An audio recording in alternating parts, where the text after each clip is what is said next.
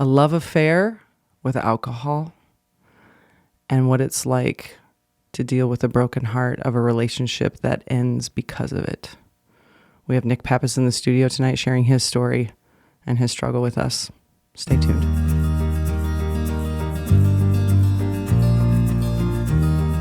Justin Paulson.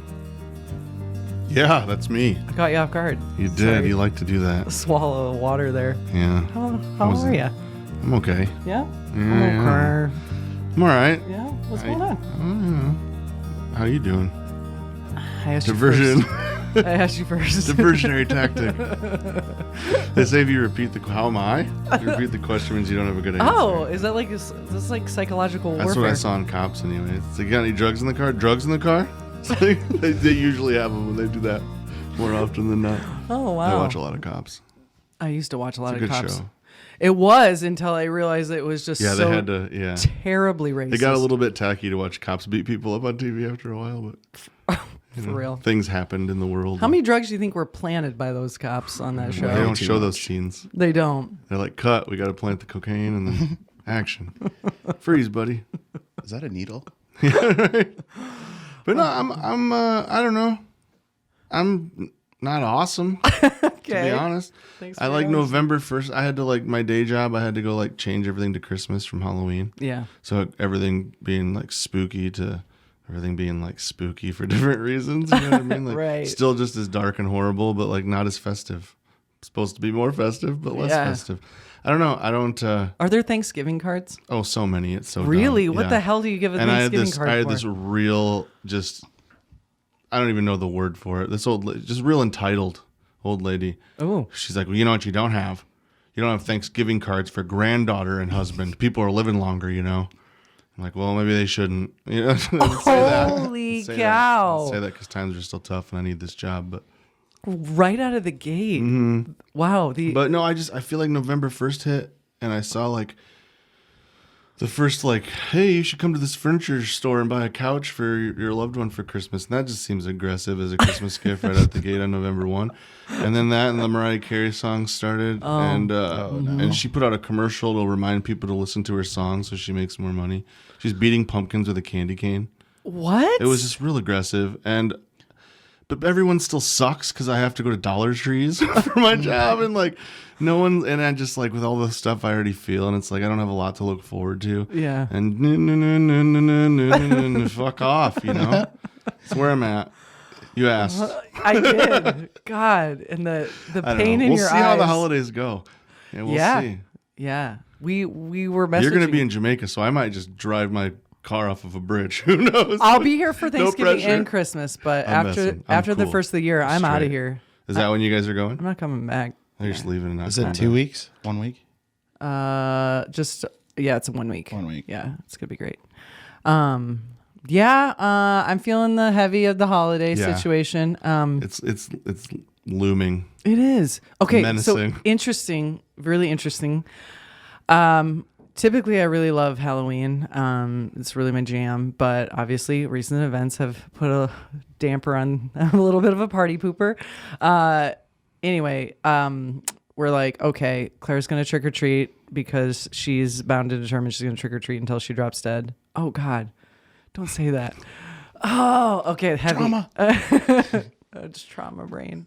It doesn't help that she's 6 foot tall either. Right. Exactly. So we're like, let's go over to our friend's house. Their daughter is friends with Claire, so we hung out there. Girls went trick-or-treating. They wore those blow-up T-Rex costumes, which are absolutely... Which I don't know why. One of those is fun, but 4 of them together just seems... It's just something special about It it. is. It's gang so... of T-Rexes. It Oh just my seems gosh. terrifying. People stopped them everywhere, wanted to take their picture. It was really something. It's just an animal that you have to assume when it was around didn't hang out with other T-Rexes. They Probably seem not. So to see it, it just seems... Right. When you see a group There's of no these... Buddy Jurassic Park T-Rex movie. You know what I mean? Totally. It's just They're not as jovial as No. portrayed So, with the blow up costumes. It's nice So to anyways, see. we're getting ready to go to do this thing, and just all of a sudden, just right then it just hit me, and then you start thinking, you fucking start thinking, and you know how much I love to think about sad stuff, and yeah, it's just thinking about the kid and I just started bawling in the kitchen. When you know it. Sure. And then As one does. As one does. Often. So it's just, again, just wasn't expecting that. Love those curveballs, but got through it. Had a great time, regardless. And but then November 1 rolls around, and you and I were messaging and talking about Mariah and, you know, Bing Crosby and all those warm, fuzzy things. And, you know, I think I've said this before, but I think that round 2 of the holidays are probably going to be harder. In fact, I know they will be. And so I'm just I'm lacing up for it, I guess. But I don't know, dude. No, you didn't. I hate the holidays. I hate that. too. I hate that we hate I always it. have, though. So like, And see, I mean, I guess I'm not a lifelong Grinch like you, but like it's just such a fucked reminder to me that like my mom was responsible for every cool thing that ever happened to me my whole life. Like she mommed so hard, like, yeah. And like it took just her being gone to like completely wipe any tradition that I know whatsoever off the map. And like sunk my battleship, dude. And like now it's like, what do I do? Like, what do I have to look forward to? What is why? Like why? You know, For sure. and like I get it. it's just I know it. Because I think the reason why I don't like the holidays, or I started to not like the holidays, because all my traditions have all been screwed up because like everybody who I've had traditions with have died. Literally, everyone has died, and so it's it has to be a new tradition every year, and I'm so tired of it. So it's it's going to be that way again this year. So it's like where I don't ever feel like I belong anywhere. You know, I don't know when it comes to the holidays, but which sucks because that's the time you're supposed to feel like you belong more than you know what I mean. Mm-hmm. Yeah. And it's you don't want to like. You don't just want to piss on everybody's parade. You know what I mean? Everybody's trying to have a good time with their fuzzy feelings. And I feel like as you age, you just realize how dark it gets. For real. Dude. You know, like it's so jolly when you're little, and then For real. Yeah. Because nothing bad can happen to you, and life is great, and everyone you love's still alive. Right. And then you become a parent, and you're like, the magic is back because I have kids. And then, whoops. Nothing is safe. Santa comes for everyone. Oh my man. God. That is dark. That is dark, but so true. Oh. So, okay, so you'll have Thanksgiving cards, and then you're going to have inevitably Christmas cards. Oh, already had to do it. It's wow. so Christmassy in there. It's ridiculous. And we talked about that, how every holiday is like for people that are suffering or have had loss. These cards, they don't fit the situation. They never do. Like for me, like my dad's still alive, but I don't really see him. Father's Day was like, there's no card that just says like, hey, remember me? You're my dad. Thanks for not pulling out in the spring of 1984. You know what I mean? Like, appreciate you.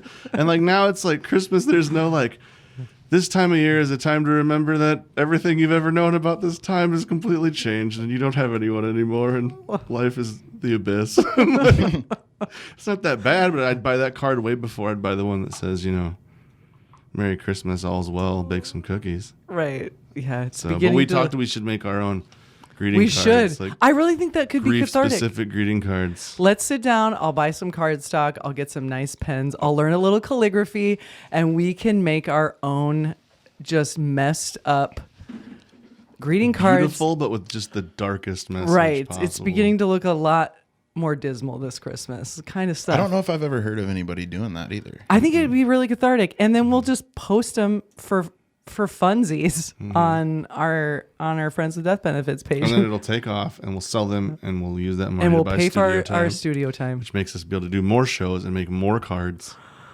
Does anybody listen? Is anybody out there listening? I was like thinking, like every time, we're so technologically unadvanced. Neither me or Tiff know how to check our Spotify stats, so we don't know who's all listening.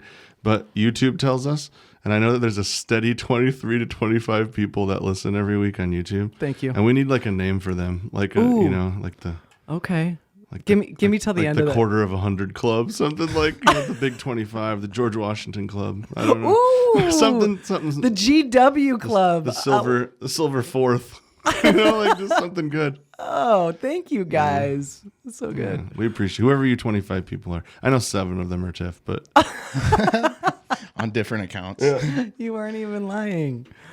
So then after Christmas, Valentine's Day. cute. My birthday. Cute. Your birthday? Valentine's Day is your birthday? Yeah, look at me. Can't you tell? Oh, yeah, he looks like a cherub. It does. So is there, okay, let me say, why isn't there breakup cards at the holiday of love? You know, because just as many people who are falling in love are also falling out of love. So why aren't there those? Have you stumbled across like, hey, sorry, I broke your heart, or I have not. yeah, But Never. You'd think like there's probably some website that sells them, but as far as like your average card display in your average town, there should be. There probably there should be. What would you do if you got a zinger of a Valentine in the mail from like your ex or something? It was just like, hey, thanks for nothing. Just some real hurtful shit, you know. Like really bad. I thought I was over that person. I had no idea they were still so mad at me. Like, Jeez. It's been 12 years. Like a girlfriend that like a girl you chased on the playground in 3rd grade. Like, listen, you bitch. I'll never forget that day in the jungle gym. It's like, I'm married and have 6 kids, man. Our swings were syncopated. We were married. We said we're married I now. haven't been back to Iowa in years. Who are you? Sick. So that's actually what we're going to talk about tonight. We're going to talk about heartbreak, and not like the dead people kind of heartbreak, because I feel like we've covered that. We've probably beaten that dead horse a few times, but so I thought we could talk about what it's like to have a broken heart in a breakup. Well, we talked early And on, loss. you know, when we started the show. Like, we just hit a year, which is pretty cool. Yeah. I don't know if we'd acknowledged that the last time, but it's pretty awesome. But we talked early on, you know, when we were mentioning that we wanted guests, you know, like there's lots of different types of grief and suffering and sadness. And that was the goal, was to, you know, reach out to different areas. So I think that's what we're after. And when you ask, the Lord will provide. And so, or something. or something. So in the studio tonight, we have a sad, broken heart that I'd like to introduce to you all now. This is Nick Pappas. Hi, everybody. Thanks for having me. Thanks for coming So and sharing your story. what's weird to me is almost anytime you meet somebody, I either know them or else you're like, I met this person. I'm like, I met that person like 20 years ago. Whatever. What a one. He's such a one-upper. I just because I never leave town. But True. how did you explain how you met Nick first? So Mr. Pappas and I have been friends on Facebook for what, a year and a half, 2 years? 2 years. I don't know, something like that. Never really acknowledged each other, but we Liked posts and we like each other's posts because we run a lot of the same like social justice-y kind of stuff in our head. So like a lot of controversial things we kind of agree the on. stuff that pisses everybody else off. Yeah, so we're into it. So anyway, some time ago, I got a message in my inbox from Nick, and as I do often get messages from people whose lives are falling apart, and since my life is falling apart, people seem to attach. You're just so darn approachable. Some people just attach themselves. A lot of people attach themselves to me. Should be on record though that you reached out to me originally. Yes, stop spreading that around. I also have a heart, okay? Not only just am I full of knowledge, but I also have a heart. But so anyways, Nick reached out to me and he just said, hey, I'm not really sure why I'm contacting you, but I'm going through this hard time right now, and it just felt led to like reach out to you. So the interesting thing is that I've been working really hard in therapy right now with boundaries. And so I was very clear with Mr. Pappas, like, okay, I'm good with this. First of all, thank you for reaching out because it was a desperate hour. You could tell in the tone of the text that it was, there was a desperation there. So I was like, I commend you for reaching out. It was life or death. Yeah, it's not easy to do. But I said, I need you to know, like, moving forward, if we are going to have communication, that you need to ask if I can hold the space for you instead of just dumping your stuff on me, which we've talked about in other episodes. People just will dump their stuff on you and then leave you to swim out of it. So please ask if I can hold the space for you. So he did, very respectful. So then probably, I don't know, a day or two into talking in our direct messages, I started, I don't know if it was voice noting him or video noting him, because I kind of want to know. I'm at the point when I'm talking to people about really hard shit in their lives. Like, I want to see your face and or hear your voice, because I want to know where your tone is. Is this real? No joke. Like, how bad is this? Because my emotional capacity and my tolerance for bullshit is kind of like thin. No offense, Nick, but like it's just a lot all the time. Right. So anyways, we were videoing back and forth, and he's a large man in stature, and he's just crying like a baby, you know, on these video messages and stuff. So that's how we started to communicate, and a lot of the things that he was kind of discussing with me about this breakup of this thing that happened to him were very parallel to grief in as far as losing somebody to death. So we kind of connected on that level. And so I just immediately, after probably a week or two of talking, I was like, this is the episode. Let's really unpack this. So that's how we met. Strangely enough, as it's happened before with people that have been in North Iowa most of their life, when you had kind of told me that you'd met Nick, I had told you that. Strangely enough, I as we met tonight, I know it had been years, but we knew each other as kids. You know, a mutual friend of ours, Nick, grew up next door to, and when I was, you know, early in high school, hanging out, you were one of the neighbor kids, you know, and we all kind of hung out and did neighbor kid shit. You know what I mean? And since then, you know, I've obviously we're Facebook friends, and I've seen, you know, just a little bit vicariously, just to kind of give people an idea. Like, you played college ball. Yep. I saw that. That's pretty awesome. Division II, Augustana. It's pretty great. And now you're one of the coaches for Mason City, which is awesome. Yep. Offensive line. I have a lot of Mohawk pride. It seems like you guys are on the ride. This seems like a good year. Got some wins and 4 and 5 good ones. And so, and it just seems like you're really into it. It seems like, you know, you're really passionate about it, which is what the team needs. So, I mean, that's pretty awesome to see. And maybe just kind of give the people just who you are, just in general, and what you do. And so, of course, I'm Nick Pappas. I graduated from Augustana in 2014 with a degree in my bachelor's in sociology and then a minor in gerontology. What's gerontology? The study of aging. Wow. So ultimately, I wanted to go into administration at a nursing home because they make a lot of money. Okay.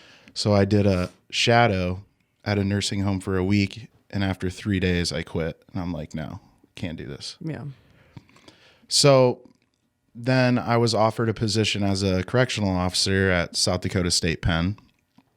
And I did that for, 8 months. But every day it was terrifying. I suppose. You know, and it's really stressful. And at that time, I was playing football still and having to have games on Saturday, working Friday, and thinking I could get beat up or stabbed before the game. Right. So finally, a couple of the inmates found out that I was dating the warden's niece. So when that happened, I was out, just for safety. Sure. So anyways, then I moved into therapy, and I started working with adolescents at Sequel Transition Academy in Sioux Falls, and just for troubled youth placement, and did that for about 2 years, and then worked at a Vera there, and then 2 years later I ended up back in Old Mason City. So now I'm at Mercy Behavioral Health here in town, and I've been there coming up on 4 years now. Okay. So what do you do there? So I am a behavioral specialist, behavioral health tech. And so what I do is basically go around and be that rock for people. So I do one-on-one individuals, just kind of break down what's going on in their life, how they got there. And basically, I mean, just vibe with them, you know, be real with them and show them that a professional struggles too, you know? And so I do that. And then obviously, given my stature, I am the bouncer cop person for most of the hospital, which isn't the greatest part, but So all throughout the hospital. all throughout. Oh, wow. Yes. So You're the muscle of Mercy Hospital. Yep. Whoa. Some days some days it's cool. And then most days it's like, come on, can someone else do this? You know? Yeah. Cause it's trauma for me too. Sure. You know? So Not anything anybody wants to do. no. So, That's wild. yeah. So basically I take in crazy emotions all day and try to process them with them. Okay. So, Whoa. yeah. And that's interesting because as a job, you're helping people like with their problems and their emotions. But a reoccurring theme of this show is we're all human and we go through that same stuff. It immediately made me think of, even though it's completely different, a parallel is we had a hospice nurse in, and she dealt with loss herself. And it's like when you're dealing with death all the time and all of a sudden you have death in your situation, how do you deal with that? Same thing with you, like you're dealing and trying to help people deal with their emotions. But when you're having a hard time, it's like, where do you go? You know what I mean? Yeah. You walk out of therapy and go cry in the bathroom, Right. you know, like, it's almost impossible to walk into a situation like that at the hospital when you're dealing with heartbreak, trauma, loss, grief, anything outside. If you can't compartmentalize, which I have not mastered, you know, you break down. Yeah, you can't learn Every that day. in school. Yeah. Do They you don't feel tell you like that. do you feel like because you have to be so invested in other people's emotions on a daily basis that you don't give your own the space and the time it deserves, or you don't feel like it's as big of a priority when you're having to spend your whole day dealing with that like Yeah, that's a really good question. And I think you can tie that in with codependency too. But yeah, I would say just me personally, I'm a very empathetic person. So everyone else I need to fix first, which that's a problem. And I neglect myself, you know, and usually when I do process my emotions, it's midnight and I got to work 7 the next morning, you know, so I'm up till 3. Or a few months ago, it was when I was intoxicated, you know, and that's when it would all come out, you know, so. Have you struggled using alcohol as like a coping mechanism? Yes. I mean, you could call it, yeah, it's a coping mechanism. You know, I knew after hard shifts, or hard conversations, I'm talking where, you got a 12-year-old that lost 3 people in their family very close to them, and they're crying all day long. And then afterwards you're like, okay, I got to be asleep in 2 hours when I get home just so I can wake up at 6 a.m. and be there the next day. So I would just take pulls of vodka and just try to sleep. I couldn't sleep, you know, and because then that would slow down the thoughts in my head so I could relax and sleep, you know, and that's all I knew. It was either that or some kind of pill. Okay. To slow me down, you know, so. So were you like this before the mental health gig?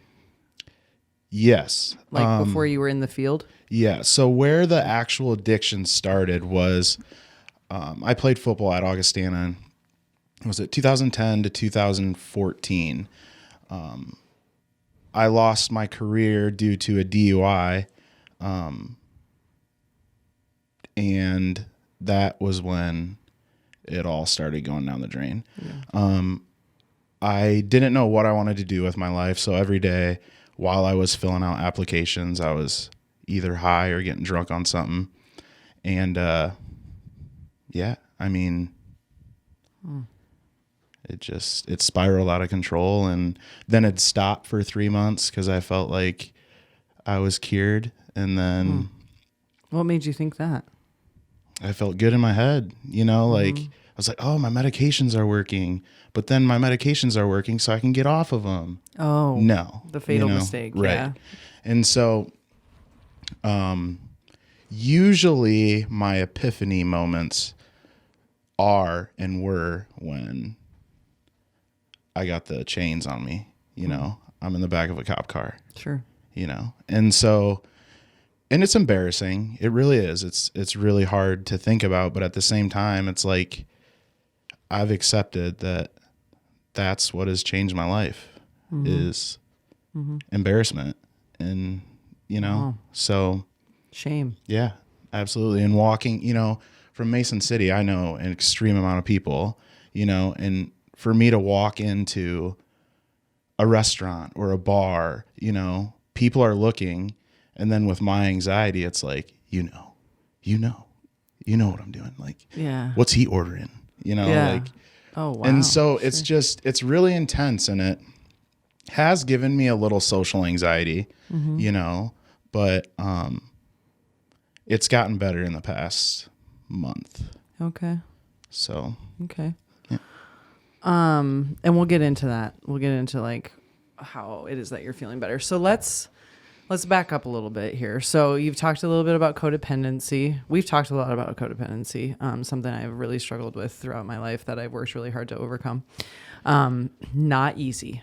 It's not easy. Ridiculous. And I don't think it's talked about enough. I really don't think it's talked about. No, because especially with males, for me to say that I'm codependent, I feel. What do you think people hear when they hear the word codependency? Like if you were to say to a man, dude, you're codependent, what do you think they hear? So when I heard it, Yes. and like, I'm sorry, I'm going to say stature again, Yeah. I'm a man. Okay. But when someone says that I'm codependent, that was a slap to the face saying you cannot do absolutely anything on your own. Okay. Like weakness. You hear weakness. 100%. Yeah. Yeah. Yeah. Yeah. I think people, when they hear the word codependency, think that it means I can't live without this other person. Right. But it's way bigger than that. It's much vaster. There's a lot of avenues with codependency that that a lot of And people it's you're not codependent to one thing. right. Right. So you're codependent to that girl and then her parents and then her best friends, and it's like, right. So Yeah. And it's crazy. Yeah. And it's like codependency meaning like, how do they feel? Like, it's like, it's always about like how they feel about you type thing. Right. It's not really about like not being able to live without them. It's like, it's messy and it's weird. And, I think people should all read up on that stuff. But so codependency, are you a serial dater? No, not. Well, it depends. Define that. Can you go for long periods of time without being in a relationship? 1 to 2 years. Oh, that's pretty good. Yeah. Especially for somebody who has serious codependency Yeah. issues. So good on you. Have you been in long-term relationships? Yes, I've been in 3. Oh, wow. Yeah. So first one was 4 years. Second one was 3. And this last one was 1.5 years. Okay. So, Is there a pattern as to why those relationships ended? alcohol, 100%. Everyone. Wow. Yeah. And that's, I wanted to get into that too, is alcohol. Ultimately, it is codependency. But what I've noticed is alcohol in almost every single thing that I have lost in my life, alcohol's been in the picture, So when I was a kid, being abused. It was an alcoholic doing it, you know. DUIs, not showing up for class. The loss of your football career. Yeah, football career's gone, you know, like get up to 375 pounds, like alcohol, you know, and then the 3 relationships gone.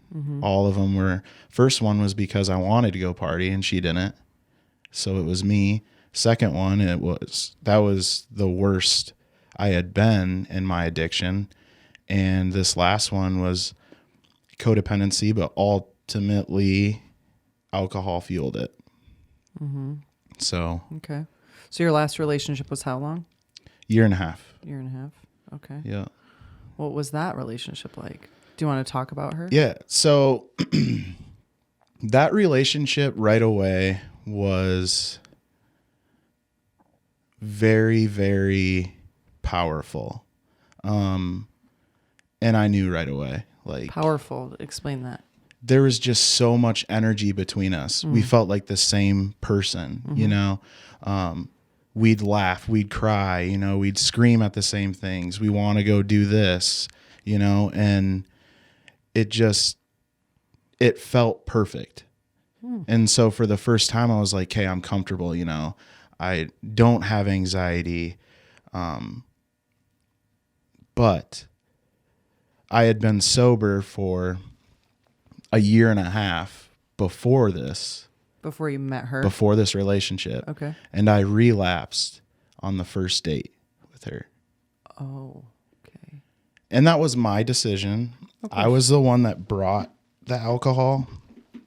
And the reason why was because I was nervous. And there's this stigma around alcohol and hanging out with people that if you're the one not drinking, you're the douchebag, you know? Yeah, Justin and I talk about that a lot. Justin doesn't drink and Right. yeah, you struggle with So I did. I drank and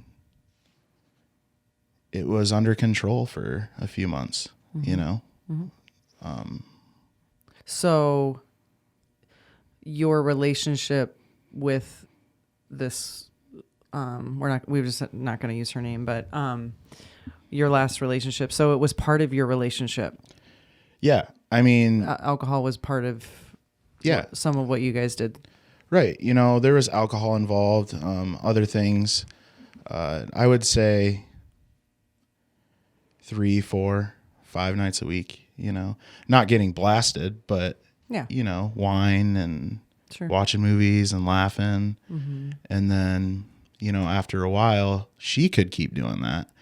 I would be up to 2 bottles of wine and then a couple shooters in the bathroom, you know, and then an argument that goes way farther than it should have because it's like I was gaslighting her, you know, and Like in what way? trying to get her to be mad so that I had an excuse that I was doing something right. Like Okay. that I was arguing about something, you know? And it just, now I'm just like, you're so stupid. But I totally get what I was doing, you know? When I'm sober, I'm this put together, nice, able to process things, able to hold in anger. And when I am intoxicated or blacked out, my subconscious lets out everything that I held in. And it's projected on the people I love most because they're safe, you know? So that's ultimately what happened over and over for about, a year, once every month. Where you would have this big blow up and then you would talk about it and then How are we going to fix this? Sure. I would write goals and most of the time not look at them, you know, because I'm like, I got this. I got it. yeah, we can do it. This is easy. So for about a month, I would be sober and then, hey, we're going to go do this in Denver, or we're going to go do this in Colorado. We're going to do this in Washington. And that's like, well, hell yeah, I can party then because we're going somewhere, you know?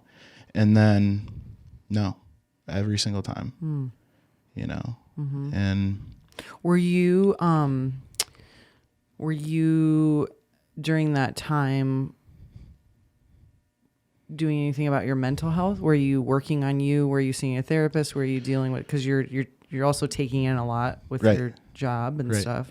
So at one point, this would have been a year ago today, actually, I had I like to call it a spiritual awakening. So I had gotten off my meds and basically lost it, but I lost it.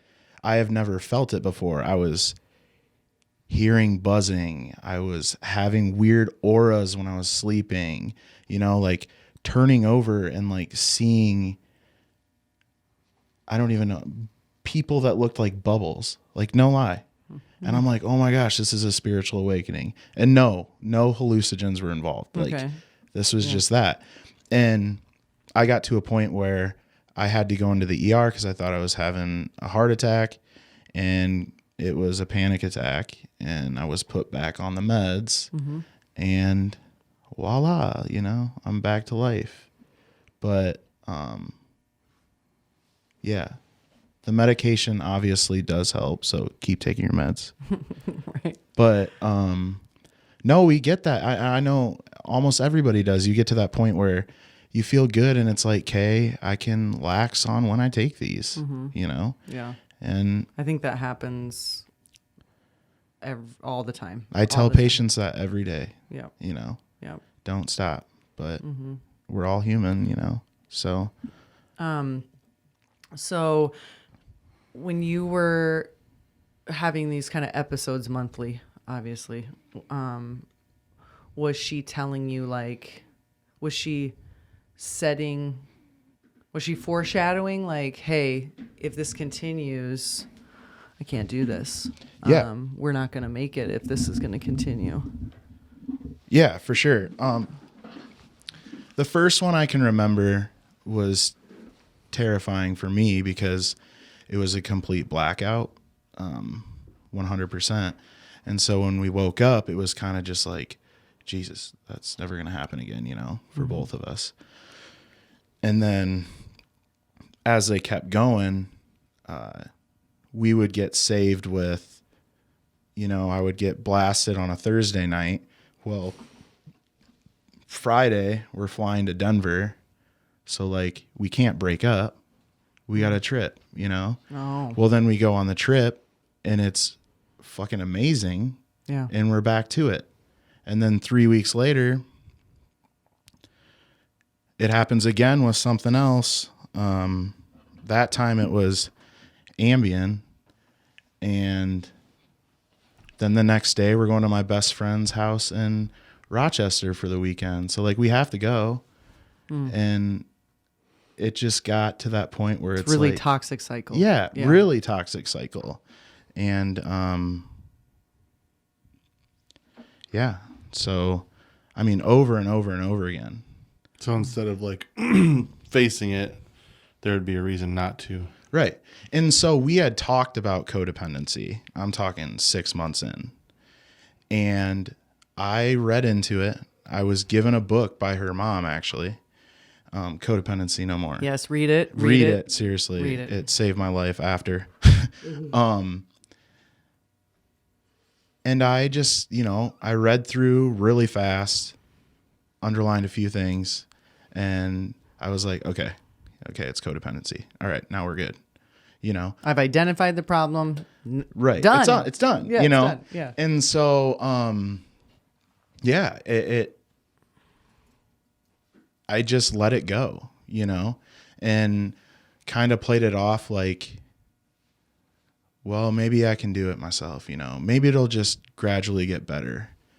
And it makes no sense. It's addiction, you know, and it never did. And ultimately it led to, and I don't know if you know this, but the last time I had taken my night meds and drank the 175 bottles of wine, big ones, took my night meds and blacked out and was super verbally abusive and it got to the point where I wouldn't leave the house. So the cops came and they kicked me out of the house, and I walked all the way home, woke up the next day in my bed freaking out because I didn't know where I was, Mm-hmm.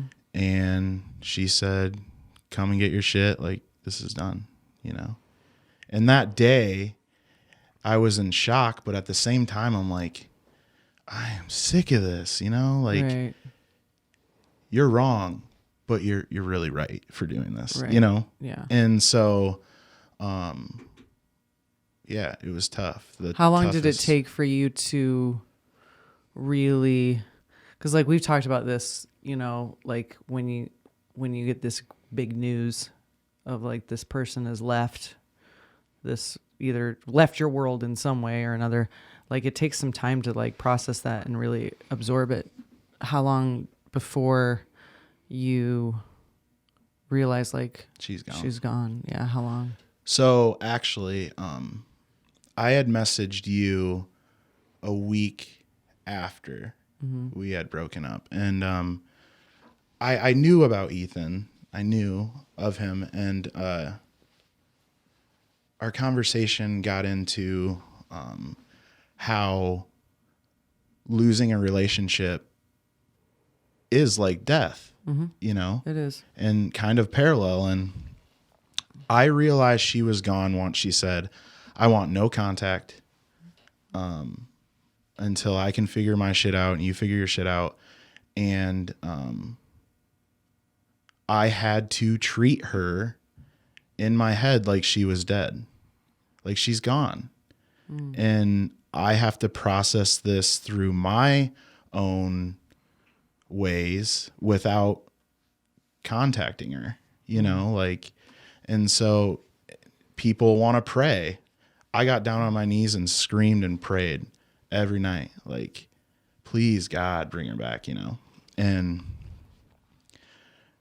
what other ways do you speak to him? I did it. Yeah, she's gone. I had to just be like, you know what? She's gone. And it was hard. I assume it still is. Yeah.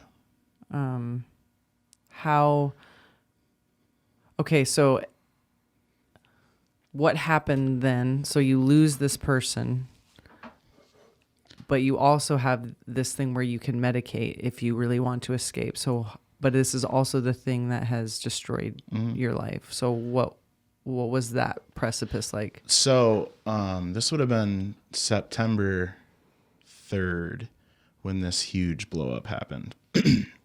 So September 4th, I got on Antabuse, which is a medication. It sits in your liver. When alcohol hits it, you got a reaction, you puke everywhere. I got on it that day and have been on it since. But I still wanted to be high, So I was given benzos to help me relax at night and sleep, and Seroquel for sleep. And I took a number of them like 2 weeks after and blacked out on just that. No alcohol. And did some weird shit. Went outside of the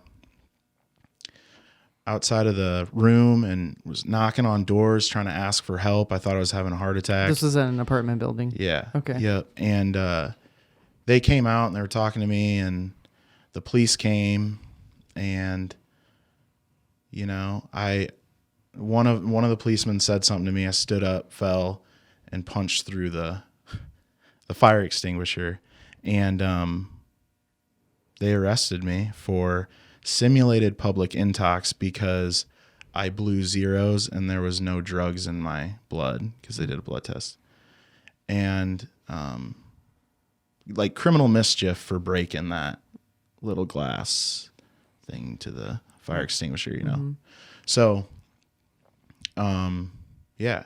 And it was embarrassing. The next day I have 50, 60 people messaging me. I'm sorry you relapsed. I'm sorry.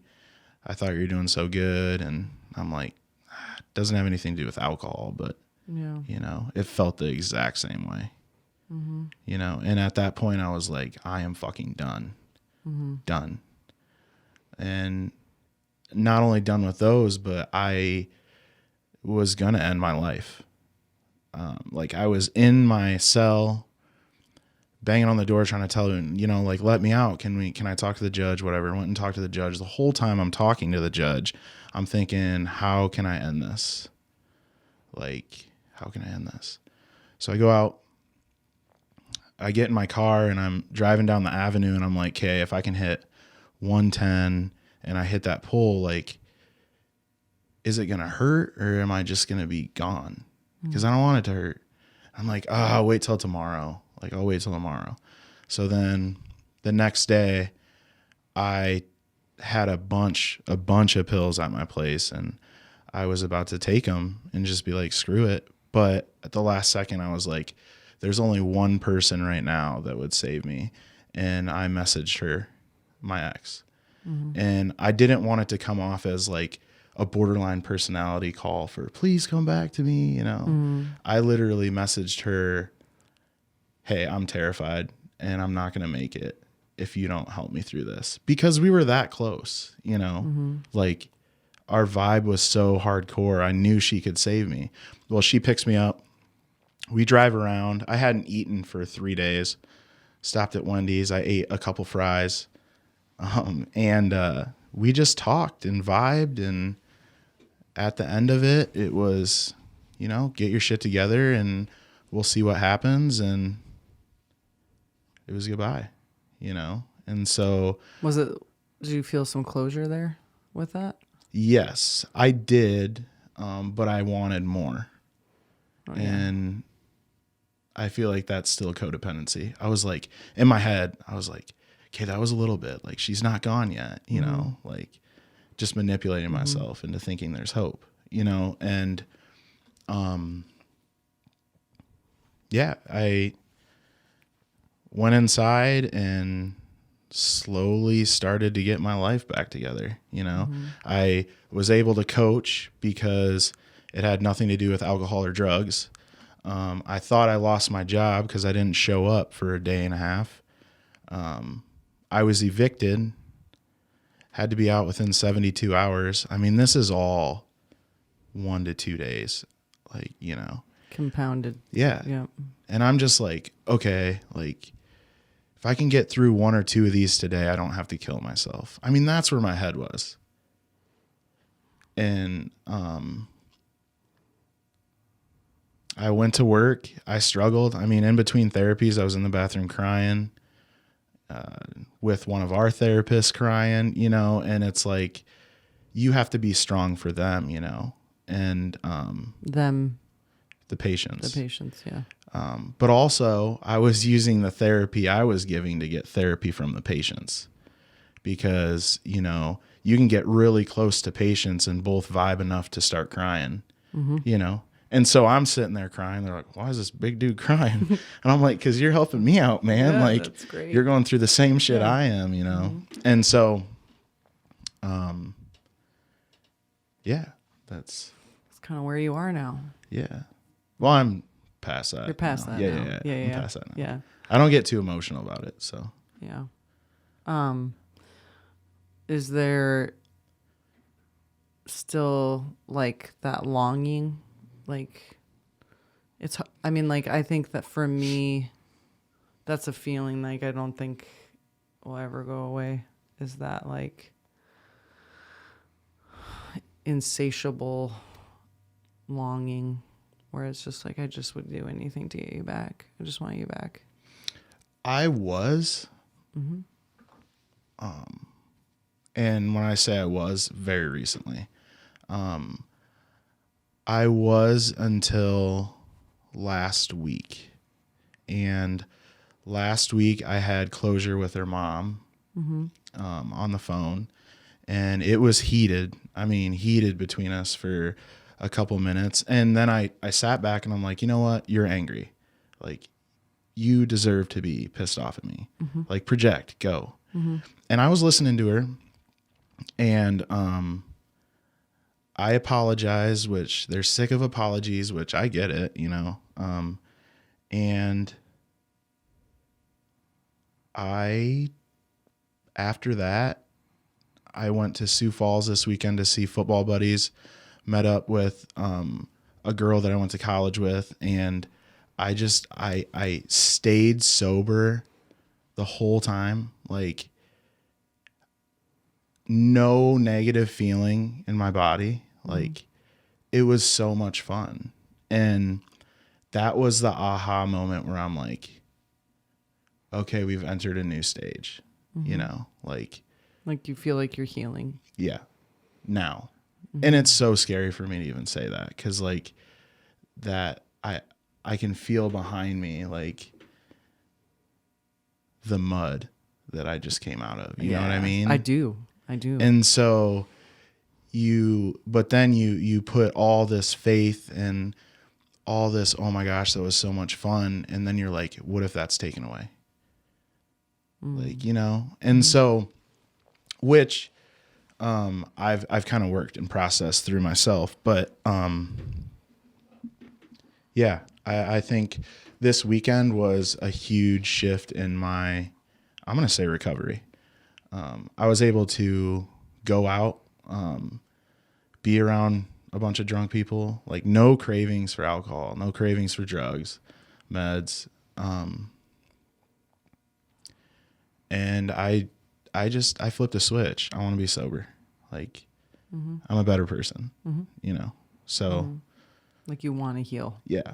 And this is ultimately the first time I've been to treatment like 2 or 3 times.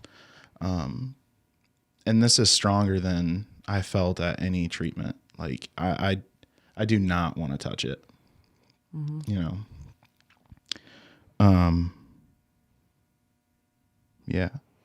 So it's really interesting because like the episode is about relationships and heartbreak and stuff, but really your relationship has been with alcohol.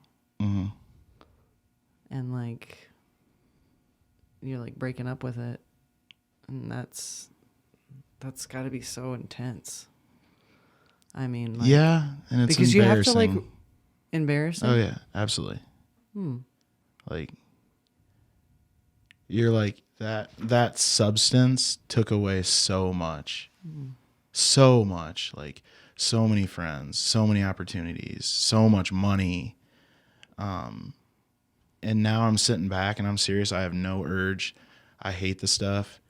And it's basically a fuck you to it now, you know? But it's just crazy. I get that feeling.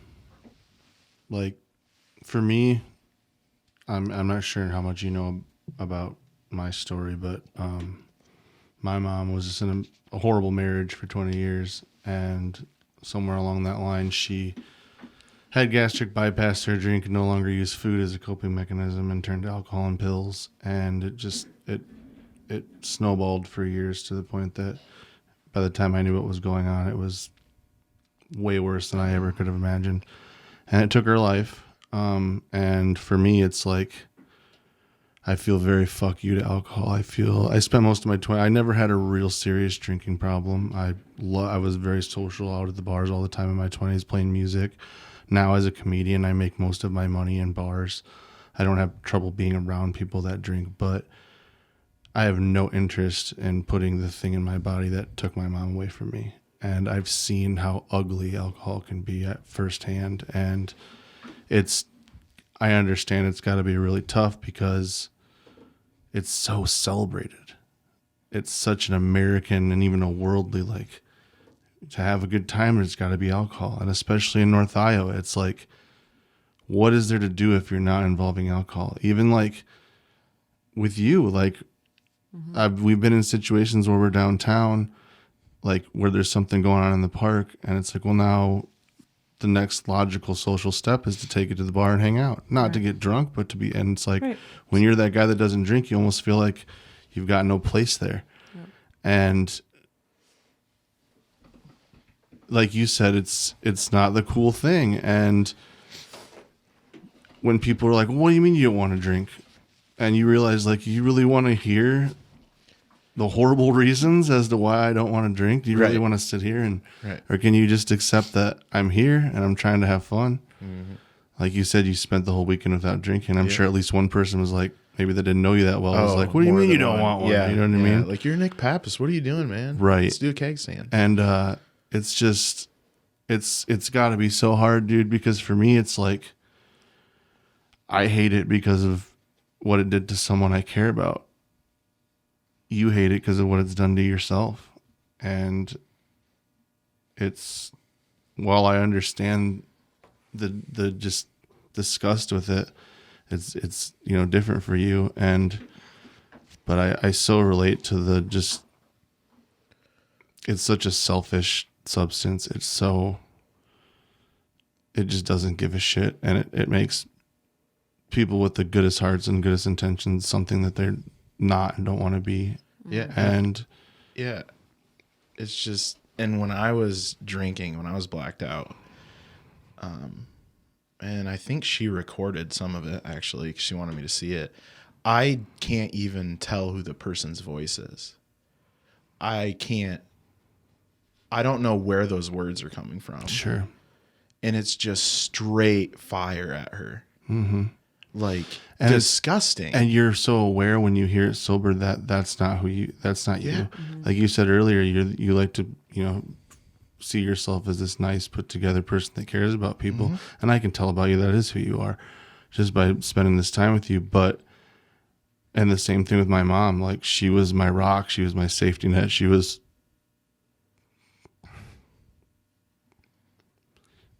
like, everything good in my life was my mom. And then alcohol turned her into like a person that I didn't even know. I didn't even know her, and I didn't even want to answer the phone when she called, and she was mean, and she was just, that wasn't her. And it was hard for me to separate the two.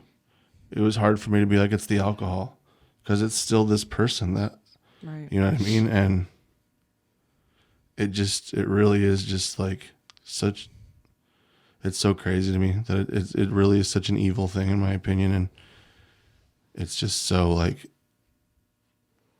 it's so cool. It's so fucking cool, to drink. And So, like, as Justin was talking just now, like, about his mom, like, I can see you over here getting emotional. What makes you emotional? Because where my alcoholism story starts is my dad was raging alcoholic. And, it's your mother, it's my father, who, was abusive in forms. And, that's where it started. I thought, oh my gosh, I'm never going to drink. Then you hit 17 years old and you're like, hell yeah, I'm going to pull this tequila. What is this shit?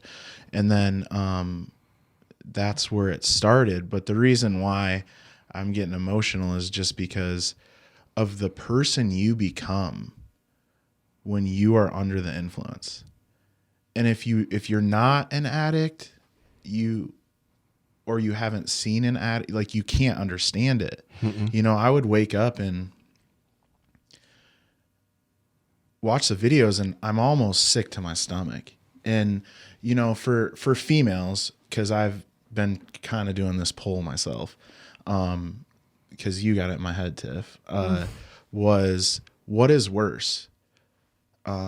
Physical abuse towards a spouse or verbal? And there's many people that would say, and Tiff included, would smack me in the face before, but many would say, yeah, hit me in the face. Don't throw shade at me. Yeah. Don't throw a bunch of shit at me. Don't say that you're the worst fucking human being on the planet, and if I could, I'd beat the shit out of you, Because then the next day you wake up sober and it's that woman or that man isn't gonna be able to decipher between whether or not that was reality. Like, whether or not those thoughts are actually thoughts in your head. Right. Yeah, the lasting effects of emotional and mental abuse is trauma you carry with you. You know, like a broken nose will heal. You know, you might get jumpy if somebody moves quickly at you, but the emotional scars that you carry are a lifetime. Do you feel like when you've been in like the real throes of alcoholism, like at your lowest, did you find yourself aware of it? Because right now you seem very self-aware. You seem like you knew it was a problem. Even when you did relapse, you still had moments of clarity where you knew it was a problem. Mm-hmm. But addiction's a bitch. And Yeah. But did you find yourself ever like after those nights in some, like, was there denial there? Was there like, no way could I have done? Obviously, when you see videos, it's hard to, but like when you were approached with like, you did this last night, we were like, no way. Yeah. So some of the things that I did tell her or yell, I believe them all. Like in my brain, I believe it. Mm-hmm. But I cringe so hard. I blush. I'm so embarrassed because it's like, why would I ever say that? Like, you know, and it's not in my sober brain. I do not think that you are a raging bitch, like, and you don't care about me and where we live sucks and I don't want to live here anymore and you're a bitch. Like, I don't think that. Right. But then when you're drunk, you know, it just comes out of nowhere. Sure. It's just thoughts, just bam, bam, bam. And yeah, waking up in the morning and processing it with her was absolutely horrid. And very emotional because I can say sorry 1,000 times, Sure. you know, but it doesn't mean shit. No. I feel like, I hope maybe this gives you some, I mean, obviously we've spent an hour together now and we know of each other, but just based on what you've told me, you know, and off my experiences, I hope that maybe this gives you some hope. But I feel like just the fact that you know that, and the fact that you are embarrassed, and the fact that you do have remorse and you're aware of how serious it is I think not only the reason you're still here, but I think it's what's going to keep you around and Right. make it so you can beat this thing. Because my mom, you know, I didn't know until close to the end, but it was to the point where she would wake up in the night and chug vodka because it's the only way to get through the night. And it was always, no matter how bad it got, it was always, I didn't do that, or no way did I do that, or I don't have a problem, and you're just trying to kill my good time, and you're my kid and I'm your parent. You don't have any room to tell me what to do. And everyone else was enabling her. And to her, I was the one person getting in her way and trying to be a killjoy, and it wasn't serious. And now she's not here.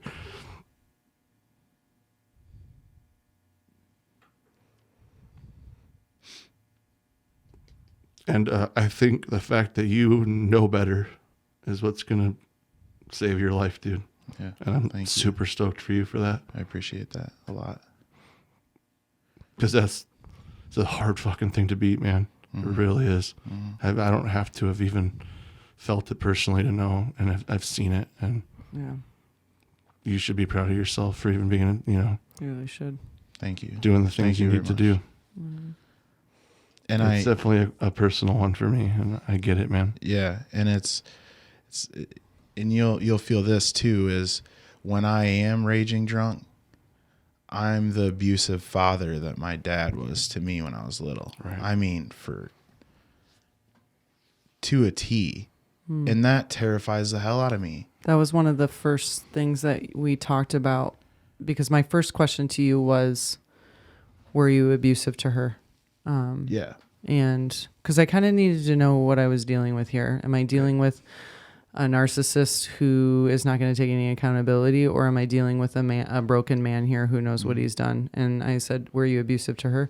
And you were honest with me. And then you said something to the effect of, as I'm like towering over her and screaming at her, she looked at me the same way. I'm going to get emotional about this. I know, it's scary. She looked at me exactly the same way that I looked at my dad when he would do that to me. And so That had to have been really difficult.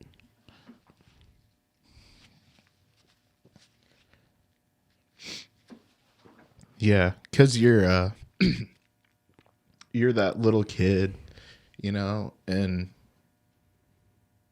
he's abusing you in some kind of form, and you're just sitting there terrified, and you're looking up, and this dude is towering over you, just yelling exploits, and doing whatever. And I would have aha moments where I would be yelling and I'd come to, and then I'd black out again. And it's like when she would tell me and process it with me, it was just to a T what I went through,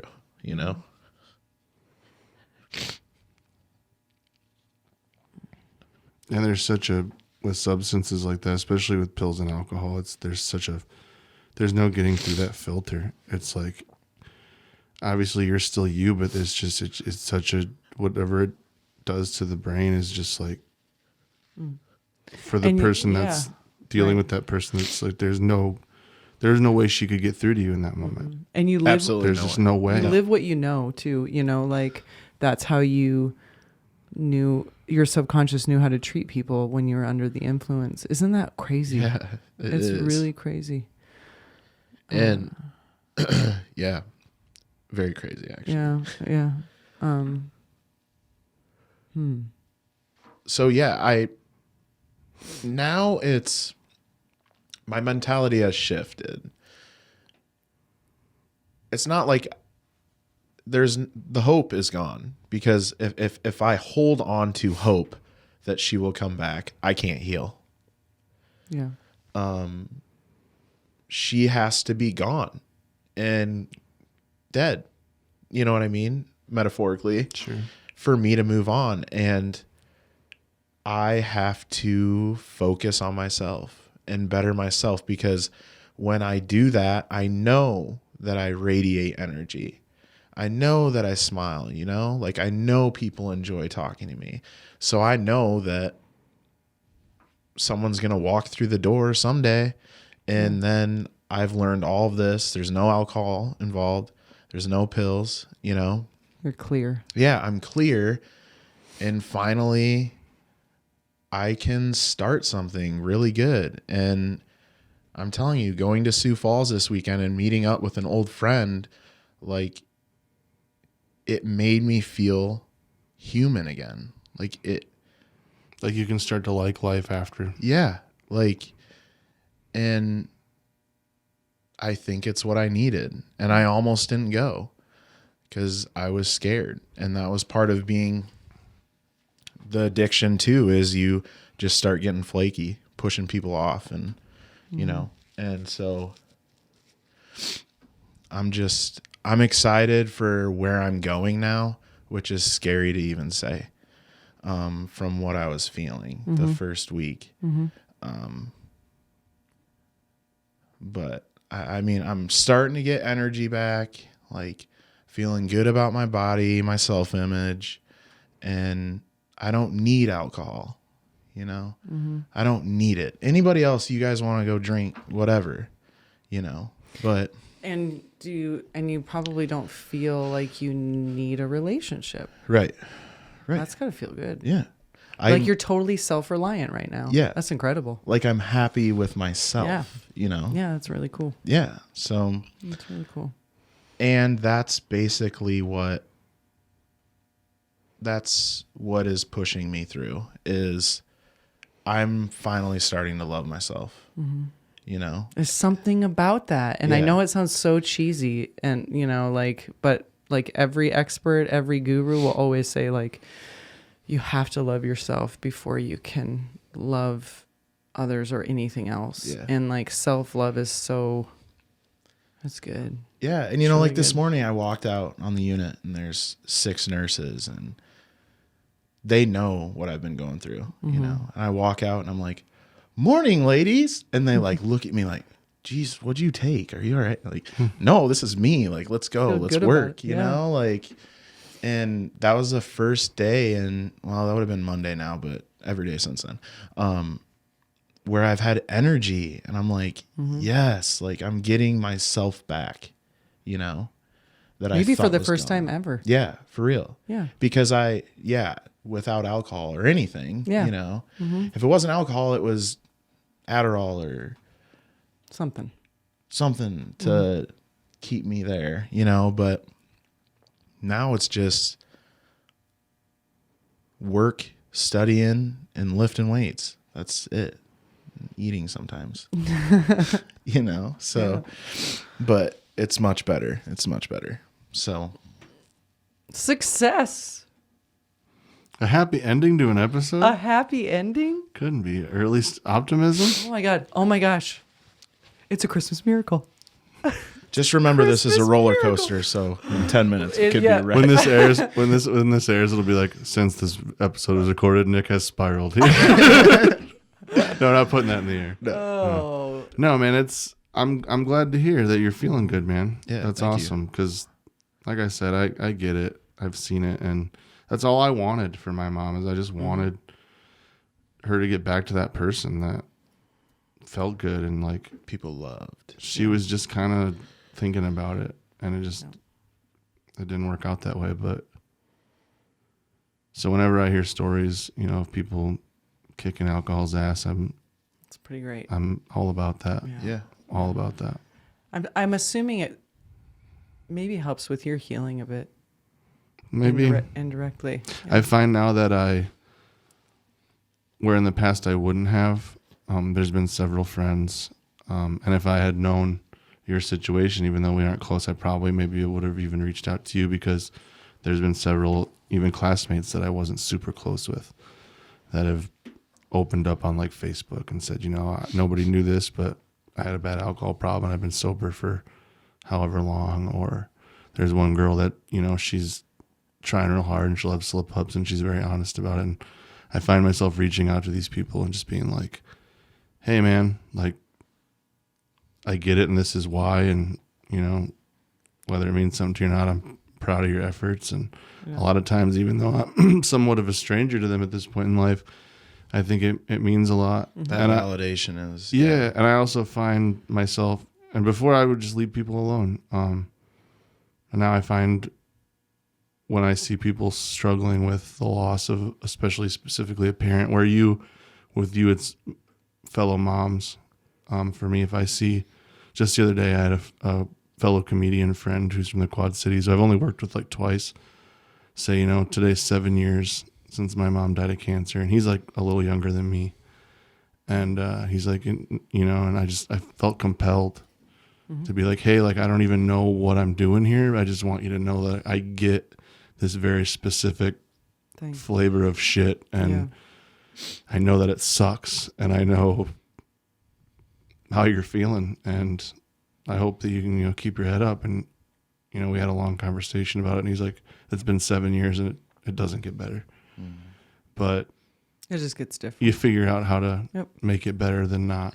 And I mean, we've talked about this, I mean, since the beginning of this show, is that like the hope is that you can use your struggle and your pain and stuff like that to help heal yourself and others. Not that it's like a job that you have to do that, but being relational to somebody, showing, I think, understanding a level of compassion you didn't have before. I think anytime you can pull something good out of anything bad, yeah, you know, I would say I excel very well at my job, at what I do. And the reason why is because I've been through hell. Sure. And so to have someone detoxing on alcohol come up to me screaming that I don't know what's going on, I don't know what's going on. I'm like, well, what about the tingles in your face that I can't feel, but that you have? Like, what about your heart rate that I can see?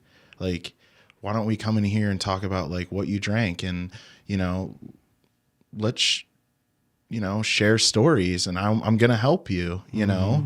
And by the end of it, we're usually both in tears, and I'm just like, dude, trust me, you do not want to be here.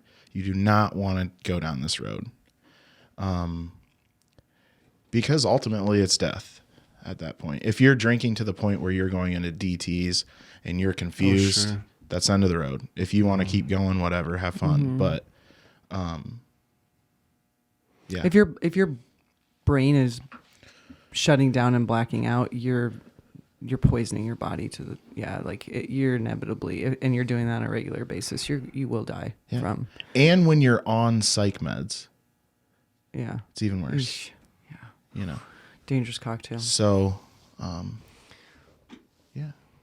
But yeah, sometimes it's just like, even when nothing else seems like it helps at all, just knowing someone understands, like, or you're not the only one that gets how you're feeling, it's almost unexplainable how much you can help in certain situations. And like, that's this, I always tell myself I'm going to get through an episode without tearing up, but it very rarely happens. I don't think it's ever happened. It's And tough. it's happened.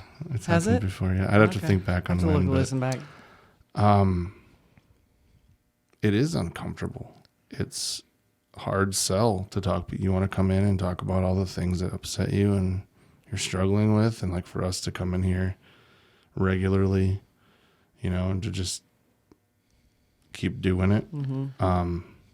And to have the GW club listening to it. Yeah, it's a regular exactly. basis. It's far from. It's a very. I almost have to not think about how vulnerable it is to do this. To think about when we're doing this. I'm very candid. I have been the whole year we've been doing it, more than I would probably with most people, and I have to almost not think about the fact that this is just out on the internet, because I'm not usually that guy that gives everybody everything like this. But there's just something about the fact that I know there's people listening that have been like, wow, I needed to hear that. Yeah, and I love Worth doing it. You Worth know, like doing you're it. getting rid of, which I hate, is the toxic masculinity. Because what's going on now is people are offing themselves because they can't get their Sure. emotions off. Yeah. You know, and to see two big dudes cry over something means a lot to other people. Like, Sure. hey, now I can cry. Like, you know, and I think we need to get rid of that, because ultimately, why do you kill yourself? Because you're not communicating with people, or you're not reaching out to the right people, you know, and you're not getting your emotions out or processed right. So, yeah, I mean, if there is men listening, fucking cry. It's okay to feel stuff, man. Yeah, you know, like, Talk about it. Reach And out. and don't ever make anyone feel bad for feeling, right. because that's however we got to this point. Or that's a thing that men, and I suppose a lot of women probably feel the same way. I mean, it's not Oh, only yeah. a masculinity thing. Oh, yeah. The fact that there's so many people that feel like they have to bottle up emotions because that's what you do. No. No, No. not at all. Sit down and talk with somebody about it, you know. Share your experiences. You'd be amazed at what people will divulge to you once you start to open up a little bit. People need to talk about stuff. And that was hard. That was weird for me because, like, as a job, as a rule, I'm supposed to be the funny guy. Like, I go make people laugh for a job, but I'm gonna come on here and it's like, granted, we have a lot of laughs, but it's usually pretty serious subject matter. And then to like go out in public, and I'm proud of what we do on this show. But like I said, it's like, hey, I started a podcast, and people think, oh, this is, pretty funny stuff. It's like, I don't know. It depends on your sense of humor, I guess. Yeah. But How dark you want to get. I really am proud of what we do here. And it is, I think it's helpful for both of us. And it's, I just, I appreciate you Oh, it's so being so honest, man. Yeah, absolutely. Anytime. I Thank you. hope it did something for you. Oh, yeah, you know? for sure. Yeah. You know, even just sometimes it's just nice to talk. I really think it helped me let go and hear what I did one more time. Sure. And just be able to just face better it yourself. honestly and It's say it out over. loud. Yeah. Yeah. Next You Like know, you can yeah. totally wipe your slate clean. Yeah. Which is so great. It's such a Right. gift. I mean, like, you'll have things that you'll you have some legal things and stuff like that you have to tote along with you a little bit, but you get a chance to like start completely over. Right. Like you've purged it all. It's And it all out seems here like now. you have people that know the real you and want to get behind the real you and realize that everyone makes mistakes. And, Right. Yeah. Right. And that's another thing about this show is like normally when you meet someone and like become friends with someone, it's rarely the first interaction that you dive so deep into someone's stuff. And with this show, we do that a lot. And it's like, I feel like you make such a quick connection with people doing this. Like the guests we've had on, you feel like you get to know them so fast. And now, like, I feel like we've known each other since we were kids, technically. But now I feel like I know you, a little bit better. And I appreciate that. And I think appreciate you sharing your story too, man. Yeah. I'm just over here listening to you guys have striking similarities. You guys are basically twins. That's right. Just watching two Handsome, bald, large, swarthy, handsome, sexy men. large, black bearded men bawling their eyeballs out over here. It's a sight. I'm here for it. Oh, gentlemen, thank you so much for just a good transparency. Yeah. Yeah, it was a good sit down. time. It was really, really good. Kind of forgot. Like, it felt like 5 minutes. But Yeah. It was an hour. Oh yeah. We're at like an hour and 20. So Holy It goes crap. by fast. it does go by fast. But so yeah, we're gonna check back in on you. We might give updates on the show. I would That's like okay. to keep in touch, man. Hopefully, maybe we can sure. become better than Facebook friends Yeah. since we both live in the same town. Yeah, we let's both do it. like football. Yeah. And again, I know everyone's got their support system, and I'm essentially a stranger before an hour ago. And I mean it when I say this. If for some reason you don't feel like you have anybody else and you're having a moment of weakness, know that I'm a champion of kicking alcohol's ass, and if you need to reach out on Facebook or whatever, I'm your dude. Yeah. And I will do that. Consider me another probably. ally in your fight, man. I'll probably do it walking out here. Right on, man. So, That's so yeah. great. Anytime. And next year, I would like to propose that you go as twins for Halloween. Yeah, I'll have no hair left in a year, so I'm clinging. Perfect. I'm clinging so hard to what I have left. And like, I was at a show last weekend at a country club in Cedar Falls, and I had my hair down, and I was looking in the mirror, and I go, man, I go, it's getting real stringy, ain't it, Jake? And he can't even lie to me anymore. My business partner, he goes, yeah, it's getting pretty bad. It's like, I go, but you know that I'll just cling to it till the end. And he goes, I know. Can't let it go. I know. Oh, well, another one in the books. Let's keep going. Number 33 tonight, we were informed. Yeah, number 33. Thanks again, guys. Yeah, Thank thanks you, for Nick. being here, man. It's awesome. Thank you, Nick. To anybody that's struggling with alcohol or any addiction, there's probably way more people that want to be in your corner than you probably realize if you're in the depths of it. And there's probably way more people that would really, really be upset if you let it beat you. So reach out to somebody, be honest about your situation. Nobody can help you if they don't know you need help. So Good stuff. Yeah. And until we meet again. hang in there, guys.